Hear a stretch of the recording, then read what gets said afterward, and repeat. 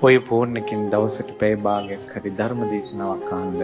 හැබැයි විහිළු තහළු නෙවෙයි, කුණුහරුප නෙවෙයි, ඕපදූප නෙවෙයි, ඇද කුද නෙවෙයි, තමා හැදෙන බණ.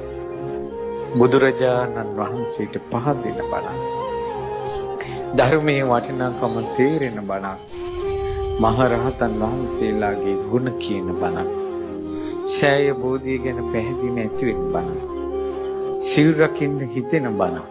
සංසාරේ බය ඇති වෙන බණ. අපේ ජීවිතේ බුද්ධ ශාසනයේ පිහිට අපිට ලබා දෙන බණ. පැය භාගයක් හරි අහන්න.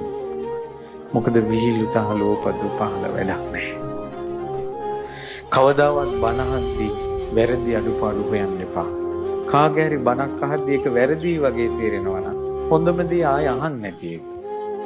මිසක් වැරදි කිය බැන යන්න එපා. මේ ලෝකේ බණ උනත් වැරද්දට කියන එක නෙවෙයි පුදුමේ. හරියට බණ ටිකක් අහන්න ලැබෙන එක තමයි පුදුමේ.